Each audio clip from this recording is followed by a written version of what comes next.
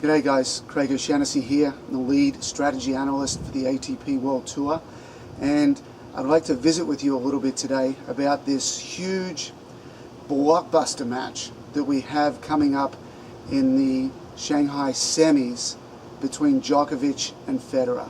This will be the 36th time that they've played, and if Djokovic wins this one, it'll be 18 all, so there's a lot on the line here.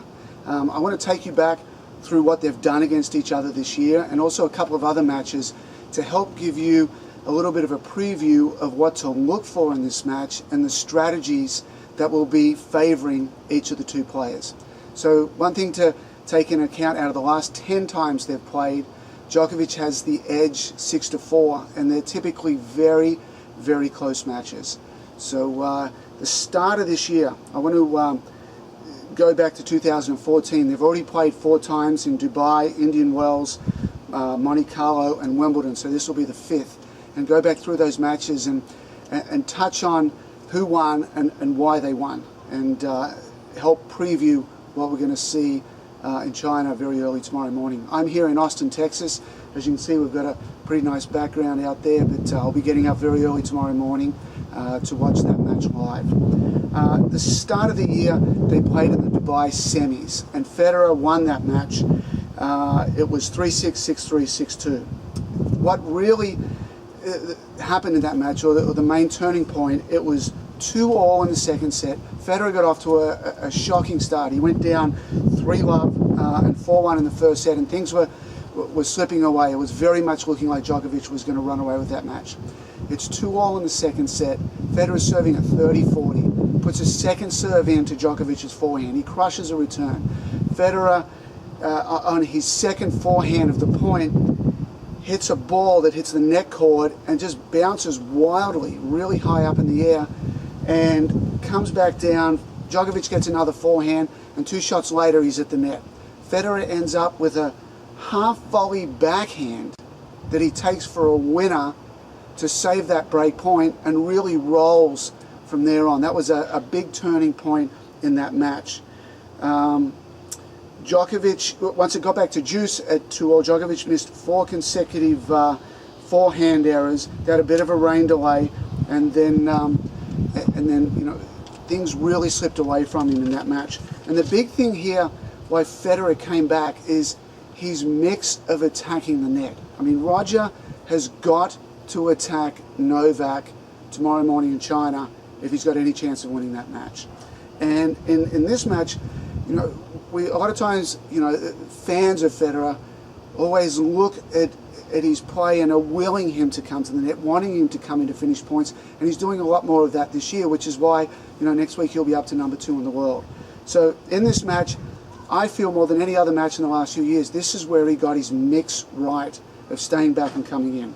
So Federer ended up 34 times at the net in the semi-final. And the key is he did it in 5 different ways. The first was serving and volleying on first serves. He did it 11 times, he won 9, which is 81%. He even served and volleyed 3 times on second serves and won 2 of those. So a nice little surprise factor there for Roger. He came in approaching the net off a return of serve, did it 4 times, only won 1, but it creates pressure and it creates doubt in the mind, and it forces double faults. And it makes Novak go for something a little bit bigger on that second serve, especially under pressure situations in the match. Roger also hit 3 drop shots in that match and followed it in. He didn't win any of them, but again, it's kind of yanking Novak off the baseline and getting him out of the trenches back there where he's most effective. And then you've got the traditional approaching where Roger won 10 of 13, 77%. So he's serving and volleying his first serve, serving and volleying on his second, coming in off returns, hitting drop shots and coming in, and then just regular approaches. A great mix, 34 times, and something like that is what we must see tomorrow in Shanghai if Roger's going to prevail. In the first set, which he lost, he was 80% behind the baseline with his rally hit point, and in the second and third sets, that improved to 67%. So coming forward, even if it's just a few inches up to the baseline, really matters in this rivalry. The next match was at Indian Wells. Djokovic won 3-6, 6-3, 7-6, 3 in the breaker. And the number one factor in that match was keeping Roger back, especially as a good counter move from what happened earlier. So it was only 1 point difference in this match. Novak won 99 points, Roger won 98. Roger got off to a really good start. He led 3-love, he led 4-1, things were cruising. And it wasn't until Novak broke for 5-3 in the second set that he really got his head above water. Depth was a very important factor here. So there's kind of 8 ways that you can force an error, you can make your opponent uncomfortable. And the first 4 involve the court. You've got consistency, and then direction, depth, and height. All of those 4 revolve around what happens on the court. The next 2 are spin and power, which is the ball. Next is court position, where you're standing can make your opponent very uncomfortable. And lastly is time, robbing your opponent of time to get prepared. And in the first set, which Djokovic lost, he was only hitting 24% of his shots closer to the baseline than the service line. So the depth wasn't so good.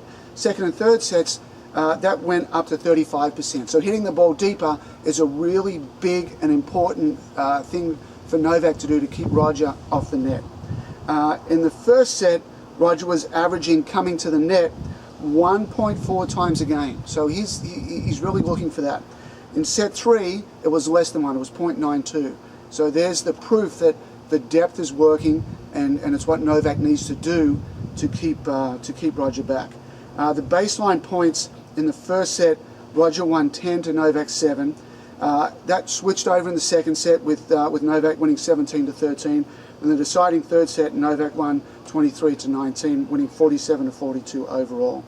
So these are very important factors of hitting the ball deep and controlling the baseline and pushing Roger back that helped Novak get that Indian Wells final. Next match was Monte Carlo, where Roger won 7-5, 6-2. This was the match where Novak had his right wrist heavily taped. It was injured, it wasn't good. So we certainly need to factor that in. It was also on clay, which doesn't really mean that much for the match tomorrow, which will be on hard courts. But a couple of interesting things there. Roger was serving at 4-5 in the first set and was down 15-40. Came back, won that, and then Novak was serving at 6-5, 40-love. Roger came all the way back in that game and broke. So those 40-love games, look for those tomorrow. Look for momentum swings that are based on the score. They're always a major factor in these matches. Then we had the Wimbledon final, which I was lucky enough to be at. It was an amazing final. It was something that it was a match for the ages, and I feel very privileged to have sat there live and watched it. If we go to fast forward to 3-all in the 5th set, Djokovic is serving at 30-40 break point. He finds his way to the net.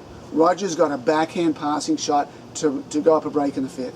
Roger elects to hit a slice backhand. It's almost impossible to hit a passing shot with a slice backhand. It goes cross court, it lands halfway up the net, and he doesn't break and he doesn't get the job done. So that one shot is really sticks in my mind from that final. One of the sayings that I have with the players that I coach is be bold on big points. So when those big points come around for Roger and those break points tomorrow morning in that semi-final, he's got to play bold, he's got to play big. Getting to the opponent's backhand is a very big thing. Novak certainly has the advantage there. He, in the Wimbledon final, hit 18 backhand winners. Roger hit 4. So he will be really trying to go after the backhand. And sometimes it's to pound him into that corner and break it down. And sometimes it's to go there to then attack the forehand out wide, which Roger's certainly one of numerous players on the tour that can make a lot of errors deep in that in the juice court corner wide. In the 5th set of the Wimbledon final, Djokovic only made 5 backhand errors. So when push comes to shove, when the match is on the line, Djokovic has got a big edge in that area. The other match was the final in Cincinnati. Actually, I'm going back to 2012 now. The final in Cincinnati, and I bring this one up because this is a match that Roger dominated with a very specific strategy of turning backhands into forehands. So, you know, we've already established Novak's backhand's better. You know, what we see on the court proves that. Our numbers prove that. So what Roger does is say, you know what? I'm not going to hit a backhand. I'm going to turn those ad-court shots that you're directing to my backhand into forehands. So in that 2012 Cincy final, Federer won 6-love, 7-6, 9-7 in the second set breaker. Djokovic directed 108 shots through the ad court, all going to Roger's backhand. Roger was able to run around and hit 58 of those as forehands and only 50 as backhands. So overall, in that match that he won, he's hitting 67% forehands and 33% backhands. And of the forehands in the juice and ad court, Roger's hitting 56 of them standing in the ad court. So the run around forehand, anytime that Roger can say, you know what, the ball's coming to my backhand, it's right here, I'm going to run around it, I'm going to upgrade to a forehand. You know, some stats from the 2012 US Open, they looked at every single forehand and backhand winner for the tournament, and the stats were amazing. It was 86% forehand winners, 14% backhand winners. So a lot of times we think of the forehand and backhand are being pretty even, and they're absolutely not. The forehand completely dominates our sport. So you know, Roger's one of the best at turning backhands into forehands. Another match that wasn't between these two, but certainly illustrates what Roger's main tactics are, was the Indian Wells final in 2012, where Roger beat John Isner 7-6, 6-3, 9-7 in the breaker.